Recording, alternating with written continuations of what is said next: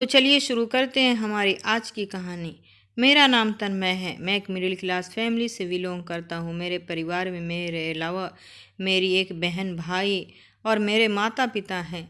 मैं अपने परिवार में सबसे बड़ा बेटा था। मेरे पिता बहुत मेहनती इंसान थे। मेरे पिता हमेशा बीमार रहने लगे थे, इसीलिए अब उनसे काम ज़्यादा नहीं होता था, लेकिन वह एक बड़ी फैक्ट्री में मैनेजर की नौकरी किया करते थे। काम ज़्यादा होने की वजह से उनकी सैलरी भी बढ़ा दी गई थी। वो काफ़ी सालों से उस फैक्ट्री में काम किया करते थे। मैं सबसे बड़ा बेटा था, इसीलिए मेरे घर में मुझे सबसे ज़्यादा प्यार किया जाता था। मुझे अपने पिता का हाथ बटाना था, इसीलिए मुझे नौकरी की ज़रूरत थी। मैंने एमए पास किया हुआ था, इसीलिए आसानी से मुझे सरकारी स्कूल में टीचर की नौकरी मिल गई। मैं यह नौकरी करना तो नहीं चाहता था, लेकिन आखिर में कब तक अपने पिता के कमाई से अपना खर्चा पूरा करता रहा। अब मैं जवान हो गया था, इसीलिए मुझे नौकरी की तलाश थी। मुझे सरकारी स्कूल में नौकरी मिल गई थी। वहाँ पर मेरी सैलरी भी बहुत अच्छी थी। पिताजी का काम भी अच्छा चल रहा था और मुझे भी सैलरी अच्छी मिलने लगी थी। इसी वजह से हमारे घर में किसी चीज़ की कमी नहीं थी और हमारी ज़िंदगी अच्छे तरीके से और खुशहाल तरीके से गुजर रही थी। मेरे पिता मेरी नौकरी करने से बहुत खुश हुए थे। आखिर उनके कंधों से थोड़ा बोझ कम हो गया था। मुझे अपने छोटे भाई बहन को भी पढ़ाना था। मेरी ख्वाहिश थी कि मैं अपनी बहन की शादी धूमधाम से करूँगा, क्योंकि वह हमारी इकलौती बहन थी। मैं अपने माता पिता से बहुत प्यार किया करता था और हमेशा से ही मैं उनका कहना मानता था। पहले तो मैं स्कूल में पीरियड के हिसाब से पढ़ाता था, लेकिन अब मुझे 7th क्लास दे दिया गया था कि मुझे इसी क्लास को पढ़ाना है। अब मैं 7th क्लास के बच्चों को पढ़ाया करता था। स्कूल में न्यू एडमिशन हो रहे थे, बच्चों के लिए नया नया क्लास था और न्यू एडमिशन बच्चों के लिए हर चीज़ नहीं होता। मुझे स्कूल में नौकरी करते हुए 1 साल हो गया था। मुझे 7th क्लास की जिम्मेदारी दे दी गई थी। 7th क्लास में 35 बच्चे पढ़ा करते थे। हमारे स्कूल में लड़के लड़कियां दोनों ही पढ़ा करते थे। हमारा स्कूल इंटर तक था। मैं बच्चों को बहुत ही प्यार से पढ़ाया करता था। कभी भी मैंने बच्चों पर गुस्सा नहीं किया करता था।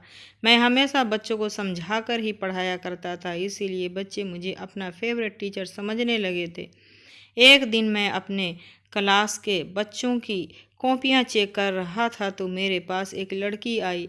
उसकी उम्र 14 साल थी और वह 7th क्लास की स्टूडेंट थी। वो मेरे पास आकर खड़ी हो गई और कहने लगी, सर मेरी शादी आपसे होगी। मैं अपना ध्यान सामने रखी कॉपियां चेक कर रहा था और कॉपियां चेक करने में ज़्यादा ही बिजी था, इसीलिए अचानक उसकी बात सुनकर मैं चौंक गया था।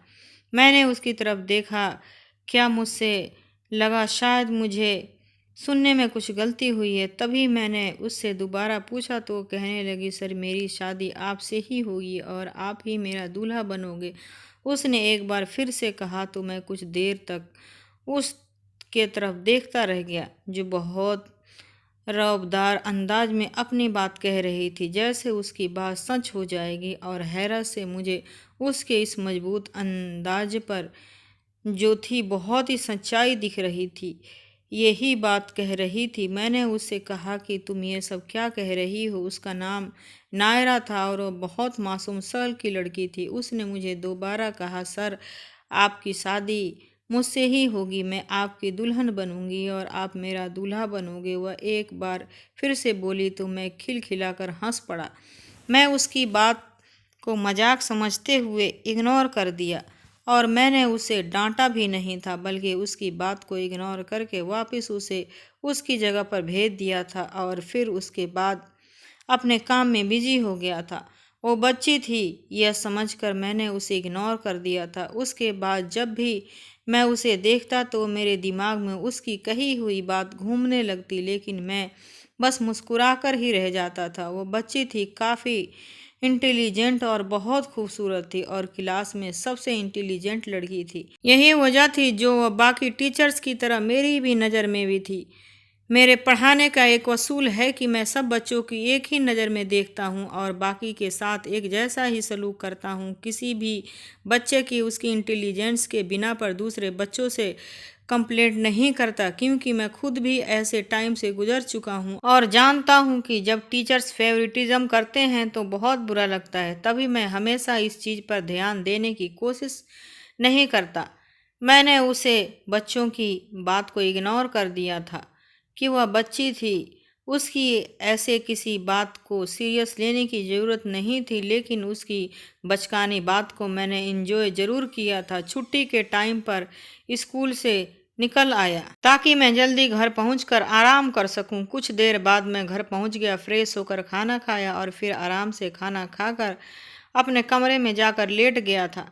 अभी इतने ही देर में मैंने अपनी आंखें बंद की थी कि अचानक मेरे कमरे का दरवाज़ा खुला और कोई कमरे के अंदर आया। दरवाज़ा खोलने की आवाज़ पर मैंने अपनी आंखें खोल दी। देखा तो आने वाला कोई और नहीं, मेरी माँ थी। माँ को देखकर मैं सीधा होकर बैठ गया तो वह मेरे सामने आकर बैठ गई। मैंने माँ से पूछा कि क्या हुआ माँ, आप तो आराम कर रही थी। माँ मेरे सवाल पर मुस्कुराने लगी और कहने लगी, हाँ, मगर तुमसे मुझे एक ज़रूरी बात करनी है, इसीलिए मैं तुम्हें कमरे में आई हूँ। माँ की यह बात सुनकर मैं अचंभे में पड़ गया था कि माँ को मुझसे ऐसी कौन सी ज़रूरी बात करनी है जो वह खुद अपना आराम छोड़कर मुझसे यह बात करने के लिए मेरे कमरे में आ गई थी। मैंने माँ से कहा, जी बताइए, आप मुझसे कौन सी बातें करना चाहती हैं। मैं बड़ी हैरत में आ गया था।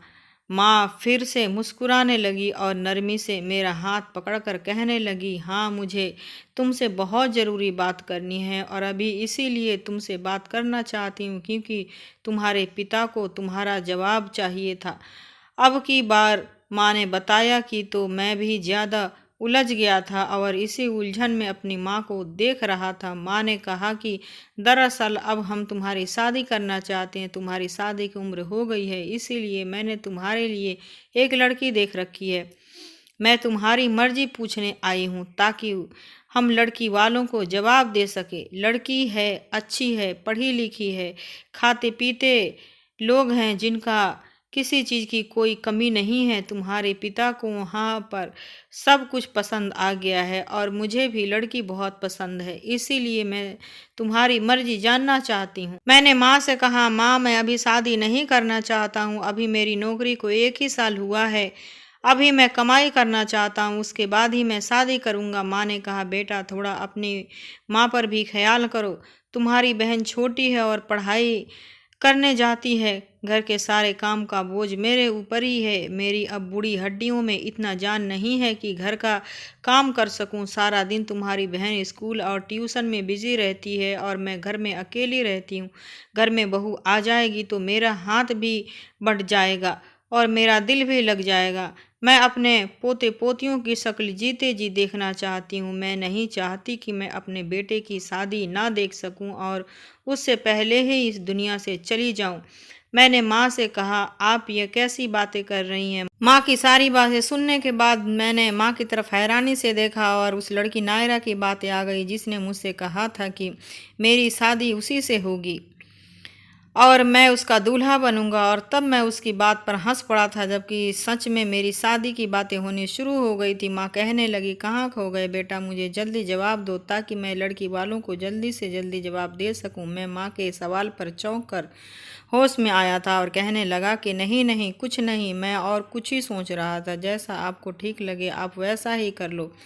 मैं अपने माता पिता से बहुत प्यार करता था और उनके फैसले पर बहुत खुश था। मैंने कह दिया कि आप मेरे लिए जो भी फैसला करोगे उसी में राजी हूँगा। मुझे पता था कि मेरे माता पिता मेरे लिए कभी भी गलत फैसला नहीं करेंगे, इसीलिए मैं अपने माता पिता के हर फैसले का सम्मान रखता था। मेरी माँ मेरा फैसला सुनकर बहुत खुश हुई थी और मुझे बहुत सारा आशीर्वाद देकर अपने कमरे में चली गई थी और मुझसे कहने लगी थी कि तुम आराम से सो जाओ, तुम्हें सुबह जल्दी उठकर स्कूल भी जाना होता है। मैं माँ की यह बातें सोचते हुए सोने की कोशिश करने लगा था। मैं अपने माता पिता का सबसे बड़ा बेटा था, इसीलिए सबसे ज़्यादा लाडला भी था।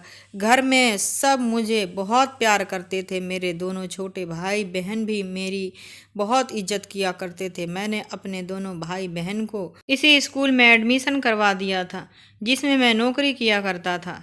स्टार्टिंग में मैंने अपने शौक़ के लिए टीचिंग करना शुरू कर दिया था। वैसे तो मैं अपने कोई और काम नहीं करना चाहता था, लेकिन अभी के लिए यही काफ़ी था। मैंने सोचा हुआ था कि कभी मुझे कोई और अच्छी नौकरी मिल जाएगी तो मैं टीचिंग छोड़कर उस काम में लग जाऊंगा, लेकिन फिर भी अभी हमारे घर में किसी तरह की कोई कमी नहीं थी।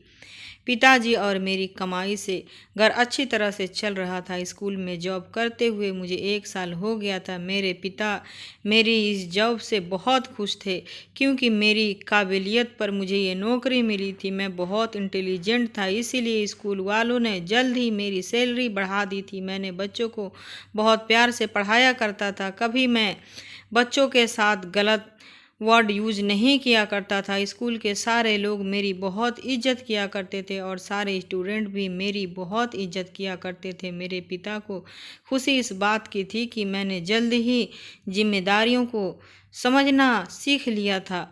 अब मेरी जिम्मेदारी थी कि मुझे 7th क्लास को पढ़ाना था।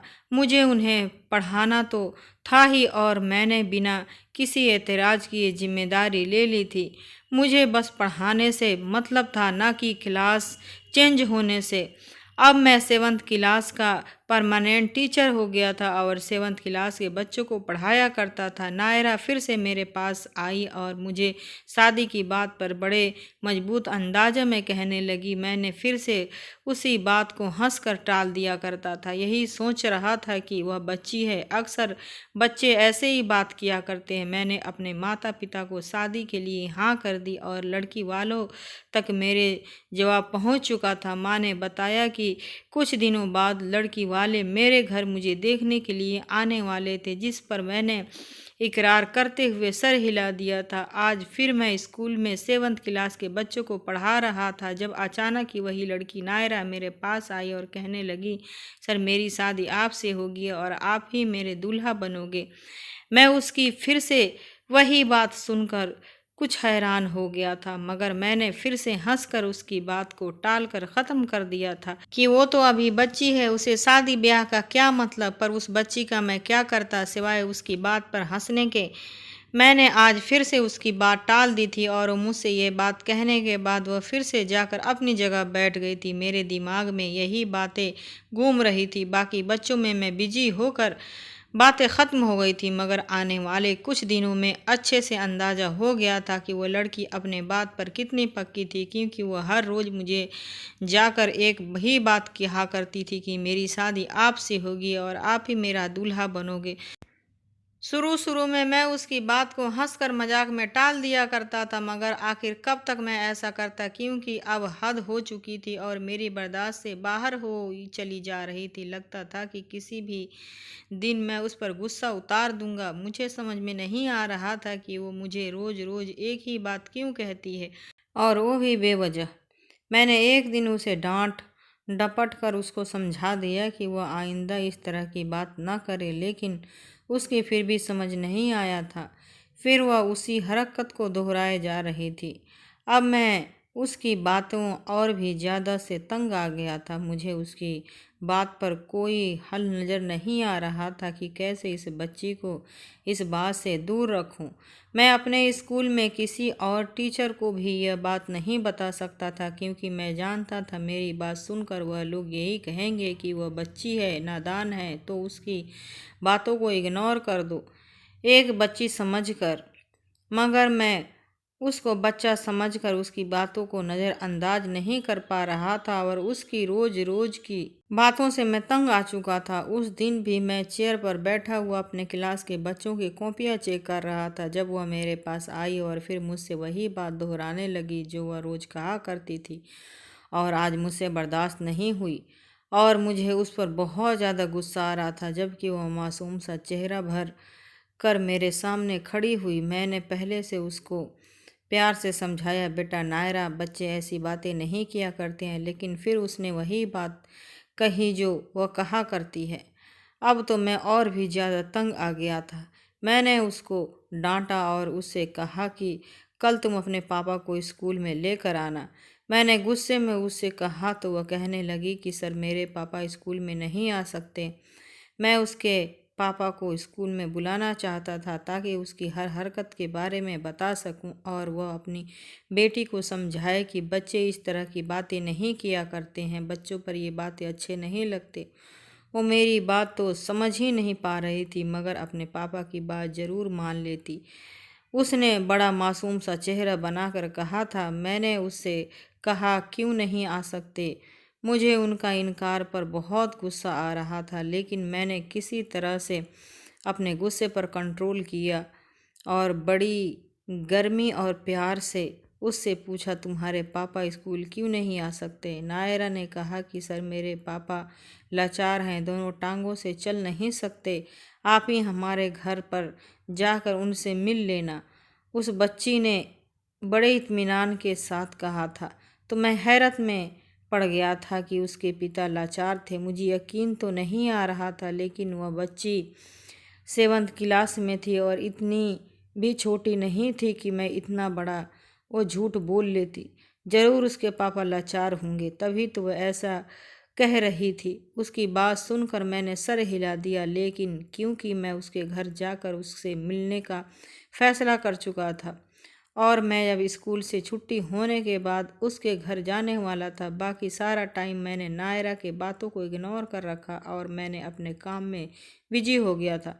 स्कूल की छुट्टियां होने के बाद मैंने ज़रूरी पेपर्स की फाइल उठाई और स्कूल से बाहर निकल गया। वो बच्ची नायरा मेरे साथ ही थी क्योंकि मेरे साथ साथ उस बच्ची को भी याद था कि मुझे उसके घर जाना है। उसके लाचार पिता से मिलने के लिए काफ़ी देर तक सड़कों और गलियों में पैदल चलते हुए तकरीबन 10 मिनट हो गए थे। उसके बाद हम उसके घर पहुंच चुके थे जो ज़्यादा बड़ा तो नहीं था बल्कि छोटा सा पुराना घर था। मैं उस बच्चों के साथ घर के अंदर दाखिल हो गया था। घर की दीवारें तो बड़ी अजीब और पुरानी टाइप की नज़र आ रही थी, किसी भूतिया फिल्म टाइप जैसा लग रहा था जिसे देखकर मैं कुछ परेशान सा हो गया था मगर फिर हौसला करके नायरा के पिता को देखने लगा जो मुझे घर में नहीं भी नज़र नहीं आ रहे थे। एक कमरे से होते हुए दूसरे कमरे और फिर आंगन और फिर किचन। अब पूरे घर में झांकने के बाद भी मुझे ना तो घर में नायरा की माँ नज़र आई थी और ना ही उसके पिता नज़र आए थे। नायरा ने बताया था कि उसके पिता लाचार हैं। अगर वह लाचार थे और वह कहीं नहीं जा सकते थे तो उनका घर में ही मौजूद होना चाहिए था लेकिन वह मुझे घर में भी कहीं नज़र नहीं आ रहे थे। मैं परेशान हो गया था।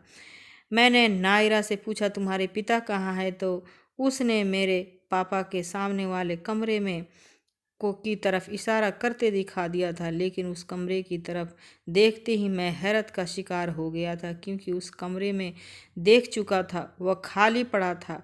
बड़ा सिंपल सा घर था, इतना सामान भी ना था, ना ही घर में रहने वाला कोई मौजूद था। ना जाने नायरा मुझे किसके घर पर लेकर गई थी। नायरा के कहने पर मैं उस कमरे के अंदर चला गया था। मैंने सोचा कि एक बार और देखने में क्या हर्ज है। मैं जैसे ही मैंने कमरे के अंदर कदम रखा मेरे पैरों तले से ज़मीन निकल गई क्योंकि मेरे पीछे एक औरत के बोलने की आवाज़ आई थी। मैंने जैसे ही पीछे पलट कर देखा तो अचानक ही डर गया।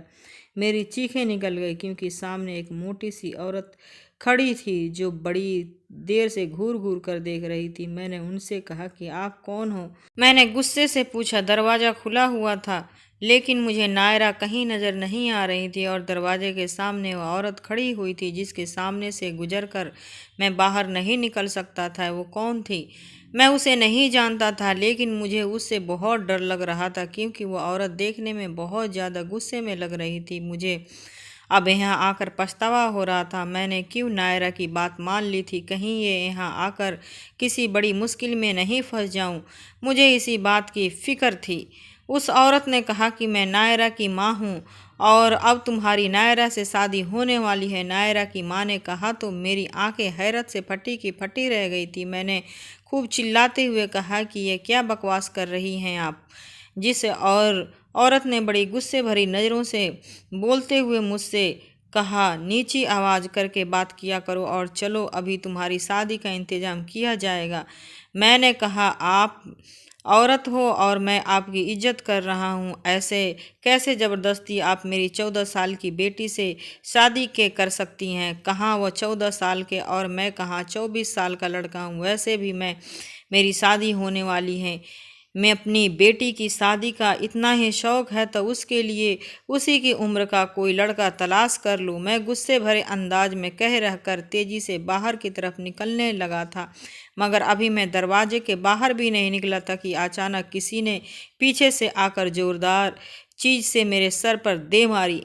मुझे कुछ समझ नहीं आ रहा था। मेरे सर में इतनी ज़ोर से वह सख्त चीज़ मारी गई थी कि मेरा सर दर्द की वजह से फटा जा रहा था। मैंने पीछे पलट कर देखा तो नायरा की माँ के हाथ में एक डंडा था जो उन्होंने मेरे सर पर मारा था।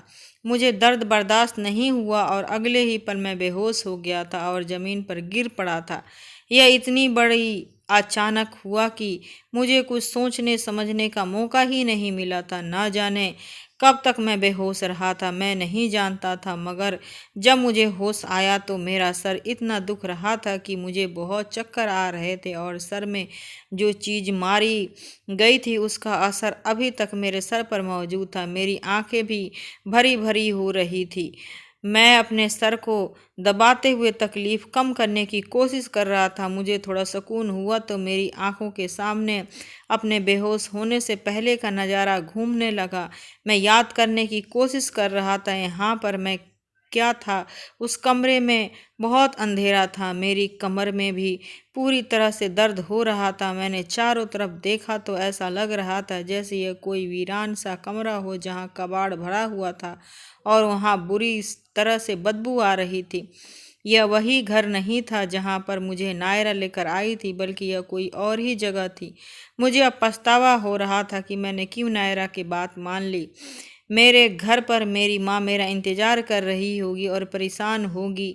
न जाने मैं कब से कमरे में बंद था। मुझे अपनी फैमिली की याद आ रही थी और उनकी टेंशन हो रही थी। मैं बस वही सोच सोच कर परेशान हो रहा था कि मैं यहाँ पर क्यों आया था। यहाँ से निकलने का मुझे कोई रास्ता नज़र नहीं आ रहा था। अगर मुझे पता होता कि इस घर में आने के बाद मेरे साथ ऐसा हो सकता है तो मैं कभी यहाँ पे नहीं आता। लेकिन सारी बात यहीं पे थी कि मुझे कुछ भी पता नहीं था कि मैंने अपना फ़ोन देखना चाहा तो मेरा मोबाइल ही मेरे पास नहीं था। मतलब वो औरत मेरा मोबाइल लेकर जा चुकी थी। न जाने वो औरत कौन थी और मेरे साथ ऐसा क्यों कर रही थी। मेरे कुछ समझ में नहीं आ रहा था। मैं तेज़ी से दरवाजे की तरफ बढ़ा और ज़ोर ज़ोर से दरवाज़ा बजाकर उसे खोलने की कहने लगा, लेकिन कोई जवाब नहीं आ रहा था। हार मानकर मैं खुद थक हार कर बैठ गया था और फिर किसी ने आने का इंतज़ार करने लगा। न जाने मेरे घर वाले कितने परेशान होंगे। वह मुझे गायब पाकर मुझे ढूंढने की कोशिश ज़रूर कर रहे होंगे। ये औरत कौन थी और यह मेरे साथ क्या करना चाहती थी? कहीं औरत मुझे मारना तो नहीं चाहती थी, मगर वह तो मुझे अपनी बेटी की शादी करवाने के लिए कह रही थी।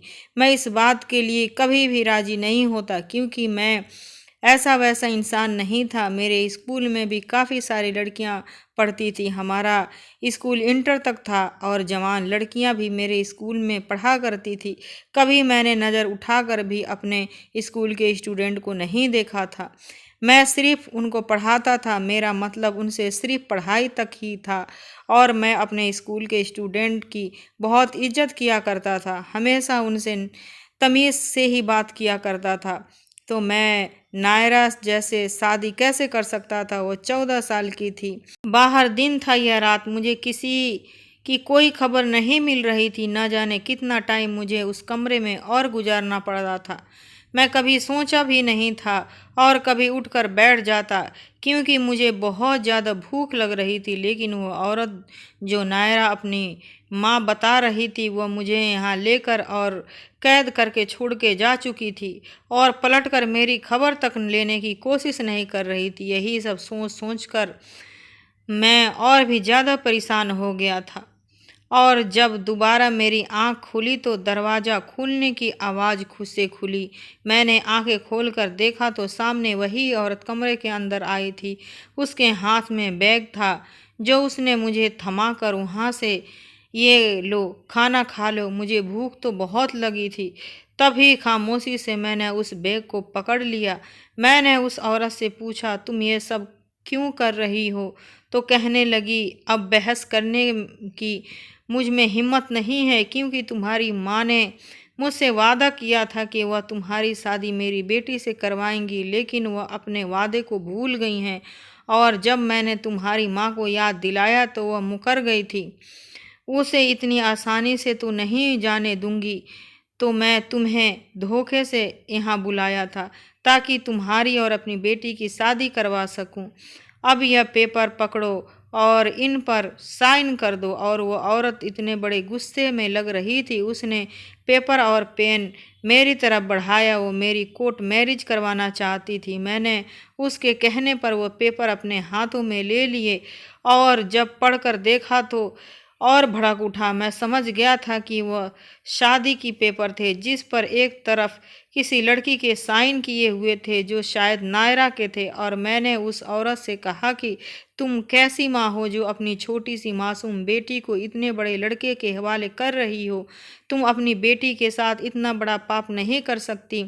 अभी वह जवान नहीं है, वो बच्ची है। तुम नाबालिग लड़की की शादी नहीं कर सकती। तुम जानती हो कि इस वजह से तुम अरेस्ट भी हो सकती हो, क्योंकि तुम्हारी बेटी की उम्र अभी बहुत कम है।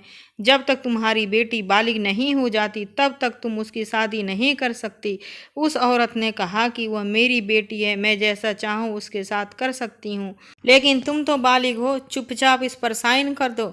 उसने मुझसे कहा, तुम्हारी माँ नहीं तो तुम्हें तो अपनी माँ का किया हुआ वादा पूरा करना ही होगा। मैंने हाँ की। कभी भी मेरी माँ एक 14 साल की लड़की से शादी करने के लिए वादा नहीं कर सकती। मुझे अपनी माँ पर पूरा भरोसा है। और उस औरत को गुस्सा आ गया। उसने मुझसे कहने लगी कि क्या तुम्हें तुम्हारी माँ ने नहीं बताया कि सच यही है कि तुम्हारी माँ ने मुझसे वादा किया था कि वह तुम्हारी शादी मेरी बेटी से करवाएंगी? और वह बोल कर ही रही थी कि इतने देर में उसका मोबाइल बजने लगा, और फिर वह फ़ोन उठाकर बात करती हुई मेरी तरफ देखने लगी। उसने मुझसे कहा कि मैं कल फिर आऊँगी, और मुझे हर हाल में इन पेपर्स पर तुम्हारी साइन चाहिए, वरना अच्छा नहीं होगा। वो मुझे धमकाकर बाहर निकल गई थी। मैं बहुत परेशान हो गया था। आखिर ये औरत कैसी बातें कर रही थी? अब तो मैं भी सारी सच्चाई जानना चाहता था, इसीलिए मैंने वहां से भागने की कोशिश नहीं की। मैं जानना चाहता था कि आखिर नायरा की माँ उसकी शादी क्यों करना चाहती है। मैंने खाना खाया। वह रात भी मेरी बड़ी बेसुकूनी से गुजर गई थी। वो मुझे सिर्फ एक टाइम का खाना ही देकर चली गई थी, शायद इसीलिए कि मैं उसकी बात मानकर उसकी बेटी से शादी कर लूं और इन पेपर्स पर साइन कर दूं। मुझे अपने माँ पर पूरा यकीन था कि वह ऐसा कभी नहीं कर सकती थी। अगले दिन फिर कमरे का दरवाज़ा खुला और कमरे में वो औरत नहीं, कोई आदमी आया था। मगर यह देखकर हैरान रह गया था कि वह आदमी व्हील चेयर पर बैठा हुआ था, मतलब कि वह कोई लाचार आदमी था। मुझे पहले ख्याल आया कि कहीं वह नायरा के पिता न हो। उसने मुझे अपने बारे में बिना पूछे ही बता दिया कि मैं ही नायरा का पिता हूँ, और वह इंसान जिसने मुझे यहाँ पर रखा हुआ था वह नायरा की माँ है। वो आदमी लगभग 40 साल का था, जबकि उसकी पत्नी की उम्र 35 साल की होगी। मैंने उस आदमी से कुछ पूछने की कोशिश की, मगर उसने मुझे चुप रहने को कहा, और फिर मेरे किसी भी सवाल का जवाब बिना दिए मुझे अपने पीछे आने का इशारा किया। मैं तेजी से उसके पीछे चल पड़ा। वह खुद ही व्हील चेयर पर चल रहा था, और मैं पैदल उसके साथ साथ चल रहा था। उस घर के बाहर निकलकर वह कई गलियों से होता हुआ मुझे 20 मिनट बाद एक और घर में लेकर चला गया था। यह घर बेहद साफ सुथरा और 2 मंजिला मकान था। घर जितना खूबसूरत बाहर से था, उतना ही कई गुना ज़्यादा अंदर से खूबसूरत था। वह मुझे एक कमरे में लेकर गया, और उसने कमरे का दरवाज़ा को अंदर से बंद कर दिया। उस आदमी ने मुझे फ्रेश होने के लिए कहा। उसके कहने पर मैंने अपने हाथ मुंह धो लिए थे और उसके सामने बैठ गया। उसने बाहर आवाज़, निकिता बेटा खाना लेकर आ जाओ। बाहर से हाथ मैं खाने की ट्रे लेकर एक खूबसूरत सी जवान लड़की कमरे के अंदर आई थी। उस आदमी ने मुझसे कहा कि यह मेरी बेटी निकिता है, तुम खाना खाओ, तुम्हें इसके हाथ का खाना बहुत पसंद आएगा। मैंने खाना खाने से इनकार कर दिया और उनसे इस घर में लाने की वजह पूछी तो उस आदमी ने कहा कि मैं तुम्हारे सारे सवालों का जवाब दे दूंगा, तुम डरो नहीं और बेफिक्री से मेरे घर का खाना खा सकते हो। मैंने पहले प्लेट भरकर खाना खाया, लेकिन क्योंकि मैं काफ़ी टाइम से भूखा था, खाना तो बहुत टेस्टी बना हुआ था। वो लड़की खाना खाने के बाद मेरे आगे से खाने के ट्रे उठाकर बाहर चली गई। उस आदमी ने बोलना शुरू किया। उसने कहा कि मेरी बेटी और मेरी पत्नी की वजह से तुम्हें बहुत परेशानी का सामना करना पड़ा है। उसके लिए मैं तुमसे माफ़ी मांगना चाहता हूँ। हो सके तो मेरी पत्नी और बेटी को माफ़ कर देना। उस आदमी ने मेरे सामने हाथ जोड़ दिए थे। मैंने उनके हाथ पकड़कर इनकार करते हुए सर हिलाया। मैंने उनके हाथ खोल दिए और पूछा कि क्या आपकी पत्नी जो कुछ मेरे और नायरा की शादी के बारे में कह रही थी, क्या ये सच है? मेरे सवाल पर उन्होंने कहा हाँ। मैं सर हिलाया, जिस पर मेरा रंग उड़ गया था, लेकिन वह पूरा सच नहीं था। उस आदमी ने कहा था, मैं तो उलझ कर ही देख कर रह गया था। पूरा सच नहीं था तो पूरा सच क्या था? यह सवाल शायद मेरी आंखों ने भी उतर में आया था। उस आदमी ने कहा कि पूरा सच मैं तुम्हें बताता हूँ। उसकी बात सुनकर मैंने उसकी तरफ देखा, जिस आधे सच की वजह से मैं पिछले कई घंटों से इतनी परेशानी में था। इस बारे में मैं जानने का पूरा हक था। तभी वह बोलने लगे कि मेरी शादी मेरी पत्नी के साथ संगीता से हुई थी। तुम्हारी माँ और मेरी पत्नी की आपस में काफ़ी गहरी दोस्ती थी। ये दोनों बचपन की सहेलियां थी। ये दोनों एक ही उम्र की थी, सिर्फ इन दोनों में 1 साल का ही फ़र्क था।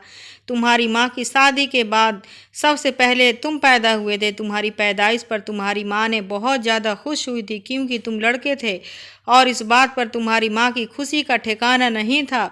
उसके 4 महीने बाद ही मेरी बेटी का जन्म हुआ, जो अभी खाना लेकर आई थी, निकिता। तब तुम 4 महीने के थे। मेरी पत्नी की बेटी पैदा हुई थी तो वह निराश हो रही थी, क्योंकि उसे भी लड़का ही चाहिए था। निराश हो रही थी, लेकिन तुम्हारी माँ ने वादा किया था कि वह निकिता को अपने बेटे तन्मय के लिए मांग रही है। इसी तरह से मेरी पत्नी इस बात से बहुत खुश हो गई थी, क्योंकि उन दोनों की दोस्ती रिश्तेदारी में बदलने वाली थी।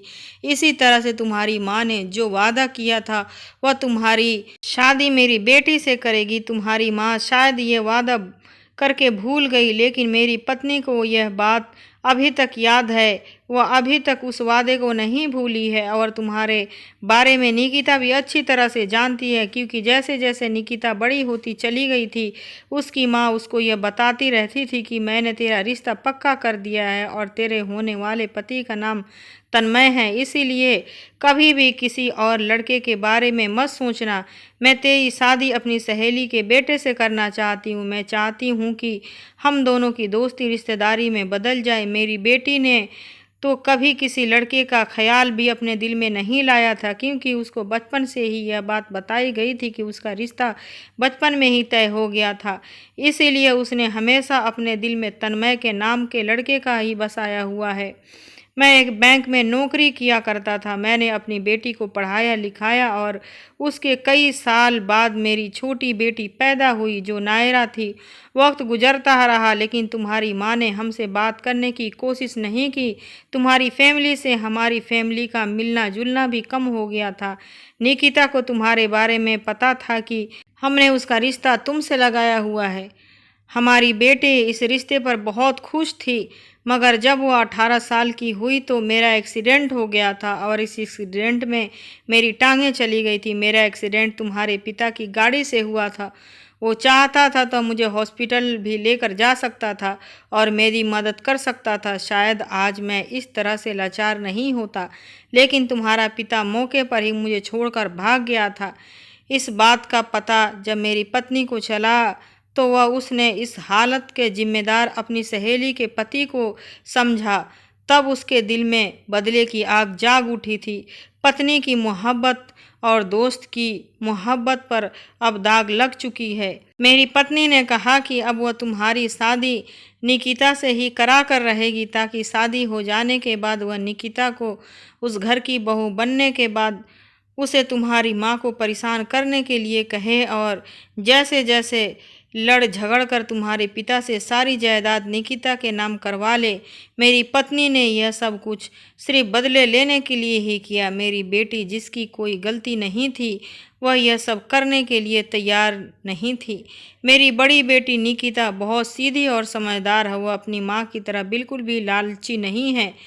अपनी पत्नी को समझाने की मैंने बहुत कोशिश कर रहा था, लेकिन उसने मेरी एक नहीं सुनी। मेरी बेटी ने अपनी माँ से साफ कह दिया था कि वह शादी हो जाने के बाद अपने ससुराल में जाकर ऐसी कोई हरकतें नहीं करेगी जिसकी वजह से तन्मय या उसके परिवार की कोई भी परेशान हो, क्योंकि मेरी बेटी तुमसे बचपन से ही मोहब्बत करती है और तुमसे शादी करना चाहती है। मेरी बेटी कभी भी बदले के लिए तुम्हें इस्तेमाल नहीं करेगी। बदला सिर्फ उसकी माँ लेना चाहती है। मेरी बेटी नहीं, इस बदले की आग में कोई और तो नहीं बल्कि मेरी बेटी जल रही है, क्योंकि वह तुमसे शादी करना चाहती है और तुमसे प्यार करती है। लेकिन जब इस काम के लिए निकिता ने इनकार कर दिया तो निकिता की माँ ने नायरा को अपना दूसरा हथियार बना लिया। उसने सोचा कि एक बेटी नहीं तो दूसरी बेटी के शादी करके मैं इन लोगों की ज़िंदगी बर्बाद कर सकती हूँ। उसने मेरी छोटी बेटी का एडमिशन जानबूझकर तुम्हारे स्कूल में करवा दिया और वह रोज़ सिखाती थी कि तुम्हें टीचर से जाकर ऐसा कहना है। मेरी बेटी नायरा सिर्फ अपनी माँ के कहने पर ही तुमसे ये सब कह रही थी। उसकी बनी बनाई प्लानिंग थी, तुम उसकी बातों में आ जाओ और फंस जाओ। वह चाहती यही थी, वह तुम्हें किसी तरह से यहाँ से बुला ले और बाद में आने के बाद ज़बरदस्ती तुम्हारी शादी नायरा से करवा दे, क्योंकि निकिता इस हाल में तुमसे शादी करने के लिए तैयार नहीं थी। वह अपने ससुराल वालों से बदला नहीं लेना चाहती थी। इसीलिए मेरी पत्नी ने अपनी छोटी बेटी की मोहरा बना लिया और वह अपनी छोटी बेटी की शादी तुमसे करवाने के लिए तैयार हो गई। मेरी पत्नी पागल हो गई है और पागलों वाली हरकतें कर रही है। मैं उसे समझा समझा कर परेशान हो गया हूँ। अब मैंने तुम्हारे सामने सच्चाई खोल दी है और ये हमारा असली घर है। जिस घर में तुम्हें बंद किया गया था वह हमारा पुराना मकान है जो हमेशा बंद रहता है। मेरी पत्नी सर पर बदले का भूत सवार है जो हर हाल में वह तुम्हारे माता पिता से बदला लेना चाहती है। उस आदमी की सारी बात सुनकर मैं दंग रह गया था। ये कहानी बदले की कहानी है जिसकी वजह से मैं कैद करके रखा गया था। उस आदमी ने मुझसे कहा कि तुम अब आज़ाद हो। उस आदमी के कहने पर मैं वापस तेजी से अपने घर की तरफ बढ़ गया था। मेरे घरवाले मेरी गुमशुदगी पर बेहाल हो चुके थे और मुझे सही सलामत देखकर मुझे गले लगा लिया था। उनके पूछने पर मैंने उनको सारी बात बताई तो वो सब भी मेरी तरह चौंक कर रह गए थे कि उन्हें उस औरत से ऐसी उम्मीद नहीं थी जो मेरी माँ की बचपन की सहेली थी। पिताजी ने जो भी शर्मिंदगी से अपने नज़रें झुका ली थी, पिताजी डर गए थे और इसी वजह से वह उस आदमी को हॉस्पिटल नहीं लेकर जा सके थे। पिताजी ने कहा था कि वह निकिता के पिता से माफ़ी मांगने के लिए तैयार हैं और जाकर उसके आगे हाथ जोड़कर उन्होंने माफ़ी मांगना चाहते हैं। मेरी पूरी फैमिली नायरा के घर चली गई थी। हम जब नायरा के घर पहुँचे तो नायरा की माँ अपने पति पर बरस पड़ रही थी। उन्होंने मुझे आज़ाद क्यों कर दिया था। मेरे पिताजी को देखकर उन्हें बहुत गुस्सा आया, मगर पिताजी ने नायरा के पिता से माफ़ी मांगी। नायरा के पिता ने जब अपनी पत्नी को समझाया तो वह समझ गई, लेकिन उनकी शर्त यही थी कि मैं निकिता से शादी कर लूं। मैं उनकी शर्त पर राजी हो गया था। कुछ दिनों बाद मेरी निकिता से शादी हो गई और मेरी माँ और नायरा की माँ के बीच पहले वाली दोस्ती दोबारा हो गई थी। हम दोनों फैमिली के बीच सब कुछ ठीक हो गया था। निकिता बहुत अच्छी लड़की थी, वह मुझे देखते ही पसंद आ गई थी। मैं निकिता की जिम्मेदारी उठा ली थी। जब मैं अपनी पत्नी निकिता के साथ बहुत खुश हूँ। मेरी हमेशा निकिता को अपनी बहू नहीं बल्कि बेटी मानती है। मुझे अपने माता पिता के फैसले पर कोई एतराज़ नहीं था और इसी तरह से सब कुछ ठीक हो गया। अब हम लोग सब मिलकर खुश रहते हैं और सुकून से अपनी ज़िंदगी गुजार रहे हैं, जिसमें ना तो कोई गम है और ना ही कोई परेशानी। सब खुशी खुशी नायरा को भी अब सब लोग बहुत पुरानी बातें याद कर कर के चिढ़ाते हैं। वो बेचारी बहुत शर्माती है क्योंकि उसने सिर्फ ऐसा ही अपने माँ के कहने पर किया था। मैं कभी भी स्कूल की जो अभी कर रहा हूँ, मेरी शादी के बाद मेरी माँ और निकिता माँ के बीच उनकी बचपन की दोस्ती और भी ज़्यादा गहरी हो गई है। अब तो नायरा की काफ़ी बड़ी हो गई है। अक्सर बचपन की बातें याद आती है तो खूब हंस हंस कर तंग करती है।